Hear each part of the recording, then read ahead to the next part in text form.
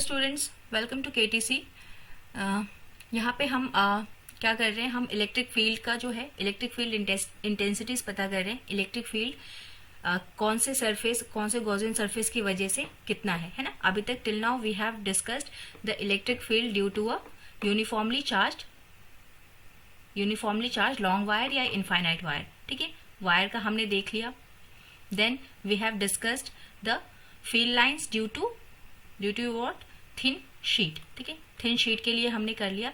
Now we will be discussing the third point in this topic कि what is the electric field intensity due to a uniformly charge spherical shell. Spherical shell की एक uniformly spherical shell है, उसके आसपास, उसके अंदर, उसके surface पे कितना इलेक्ट्रिक फील्ड होगा, हमको ये पता करना है।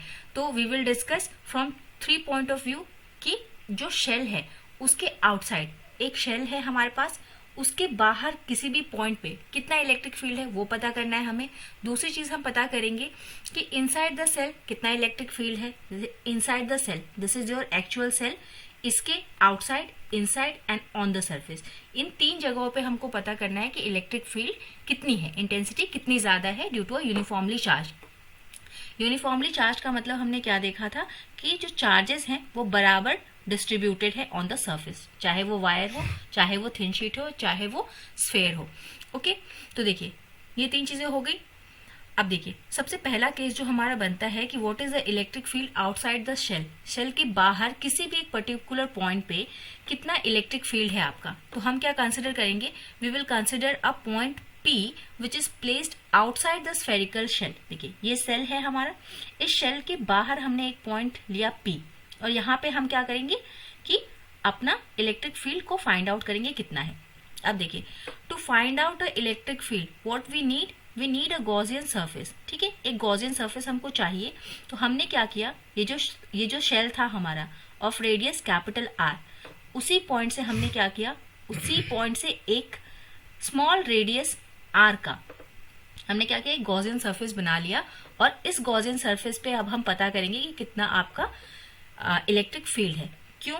क्योंकि to find out the electric field what we need a Gaussian surface. ठीक, क्योंकि गॉसियन सरफेस से ही जब तक फील्ड लाइंस पास नहीं होंगी तब तक हम पता नहीं कर पाएंगे। Okay, and what is our Gauss theorem?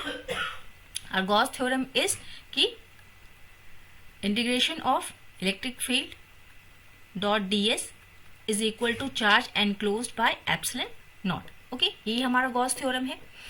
हमने यहाँ पे देख लिया कि रेडियस कितना है, R है हमारा, एंड इलेक्ट्रिक फील्ड इंटेंसिटी हम किससे रिप्रेजेंट करेंगे, E से रिप्रेजेंट करेंगे, and the charge here is positive charge. और हमको पता है कि जब पॉजिटिव चार्ज होता है तो हमारी इलेक्ट्रिक फील्ड लाइंस कैसे होती हैं, आउटवर्ड डायरेक्शन में, और अगर नेगेटिव होगा तो इनवर्ड डायरेक्शन में। अब देखिए एक और चीज हमको पता है, अभी तक टिल नाउ हम सबको पता चल गया है, हमको याद भी हो गया है कि to find out the electric field हमको क्या चीज सबसे ज्यादा जरूरत होती है कि we should know that what is the angle between your area unit vector and your electric field lines. ठीक ना, इलेक्ट्रिक फील्ड लाइन और यूनिट वेक्टर के बीच में आपका एंगल कितना है ये हमको पता होना चाहिए। तो देखिए जो हमारा एरिया वेक्टर होता है ना, हमने यहाँ पे, हमको इस पॉइंट पे पता करना है तो हमने एक क्रॉस सेक्शन ले लिया यहाँ पे छोटा सा एट पॉइंट P। तो देखिए जो एरिया वेक्टर जो हमेशा होता है वो हमेशा कैसा होगा आपका, परपेंडिकुलर टू द प्लेन, है ना। ये जो भी सरफेस है उस सरफेस के प्लेन से, मतलब मान लीजिए कि उसका जो ऊपरी सतह है ना, जो प्लेन है, जो बेस है, वहां से वो परपेंडिकुलर जाएगा। तो मतलब ये रहा हमारा बेस, इस बेस से हमेशा वो परपेंडिकुलर जाएगा, what, your area unit vector. And अब ये पॉजिटिव चार्ज है तो यहाँ पे फील्ड लाइंस भी किधर को जाएंगी, इधर को ही जाएंगी, इसी लाइन पे जाएगी। तो व्हाट इज द थीटा है, what is the angle is 0 degree, क्योंकि दोनों एक ही लाइन पे आ रही है तो हमारा थीटा कितना हो गया, 0। Till now we are clear with this points, ये पॉइंट्स हमको क्लियर हो गई। अब चलिए हम करते हैं अपना डेरिवेशन। देखिए डेरिवेशन हमको करने के लिए अब चाहिए हमको गॉस थ्योरम। तो Gauss theorem is what, E dot ds is equal to charge enclosed by epsilon not. Okay, E हमारा यहाँ पे, अब इसको जब ओपन अप करेंगे तो ये हमारा क्या आ जाएगा, डॉट को हमने हटाया, डॉट को हटा के हमको मिलेगा cos theta this, okay. Cos theta हमको पता है कि 0 डिग्री है, ds कॉस 0 की वैल्यू 1 हो जाएगी, दिस। अब देखिए ई हमारा कांस्टेंट ही है, इंटीग्रेशन का साइन लगाते हैं, ये हो गया हमारा 1। इसकी जगह पे हमको क्या डालना है, स्फेयर का एरिया डालना है ना। तो ये हमारा क्या है, अब सारी चीजें कांस्टेंट हो गई इसलिए हमने इस इंटीग्रेशन को हटा दिया। This is your 4 pi are square is equal to q by epsilon naught, है ना। आर हमारा स्मॉल आर रहेगा because we are finding the electric field at this point, तो स्मॉल आर ही रहेगा, ओके। अब इसको जब आप सॉल्व करोगे हमको ई निकालना है, तो ई यही रहेगा, बाकी सारी चीजें शिफ्ट हो जाएंगी। तो ये क्या हो जाएगा, 4 pi are, 4 pi are square यहाँ भी लिख सकते हैं, जैसे सिस्टमैटिक लिखना चाहिए तो q by 4 pi are square epsilon naught आपका क्या होगा यहाँ पे एट पॉइंट पी आपका कितना होगा, E is equal to q by 4 pi are square epsilon naught. ये क्या होगा आपका electric field at point P due to a uniformly charge spherical shell, ठीक है। उसके आउटसाइड में हमारा इतना आपका इलेक्ट्रिक फील्ड होगा। Hope you guys are clear. चलिए अब देखिए नेक्स्ट हम देखते हैं कि जब हमको पता करना है कि electric field inside the shell, अब हमने क्या किया, वो हमने शेल के बाहर कहीं एक पॉइंट लिया था, अब हम क्या करते हैं शेल के अंदर कोई पॉइंट ले लेते हैं P, ठीक है। अब यहाँ पे हमको पता करना है कि कितना इलेक्ट्रिक फील्ड होगा। अब देखिए हमने क्या कहा था, इलेक्ट्रिक फील्ड हमको पता करने के लिए क्या चाहिए, एक तो चाहिए गॉसियन सरफेस, हम ड्रॉ कर सकते हैं, ठीक है। This is our actual sphere, ये हमारा एक्चुअल स्फेयर था, उसके अंदर हमने पॉइंट लिया P जिसका रेडियस स्मॉल r है, ठीक है, और हमने एक गॉसियन सरफेस बना लिया। बट देखिए अब यहाँ पे हमको क्या चाहिए होता है, एक गॉसियन सरफेस चाहिए होता है, दूसरी हमको फील्ड लाइंस चाहिए होती हैं। तो और फील्ड लाइंस कैसे जनरेट होती हैं, इसी पॉइंट को क्लियर करने के लिए हमने क्या किया था, एक आपका छोटा सा वीडियो बनाया था कि what is electric field and what is field lines, क्या होती हैं, कहाँ से आती हैं, कैसे बनती हैं, ये सारी चीजें हमने वहां पे कॉन्सेप्ट क्लियर किया था।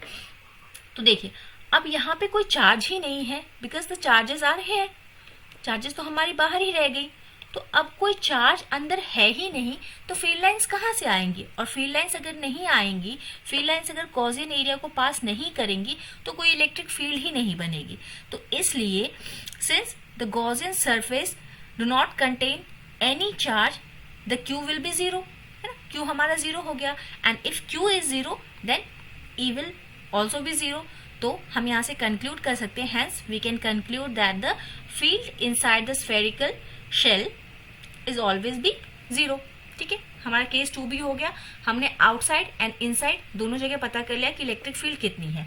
देन हमारे पास रह गया क्या, एक और रह गया थर्ड केस कि what will be the electric field at the surface of the cell. अभी जो सरफेस, ये डायग्राम थोड़ा गड़बड़ हो गया, देखिए थोड़ा इसको इग्नोर कीजिएगा। ये डायग्राम क्या है, ये कुछ इस तरीके से होगा, ये ऑन द सरफेस हमको पता करना है कि on the surface of sphere कितना हमारा इलेक्ट्रिक फील्ड होगा, ओके। ये हमको पता करना है on the surface of the cell. तो ये देखिए ये क्या है, सरफेस ऑफ द शेल की अगर बात करें तो देखिए यहाँ पे क्या हो जाएगा हमारा, ये डबल एरोड है, ये यहाँ कुछ मान लीजिए आप, देखिए यहाँ पे हम क्या करते हैं, थोड़ी सी थिकनेस अपनी शेल की खुद की भी होगी इसलिए थोड़ा सा ये दिख रहा है।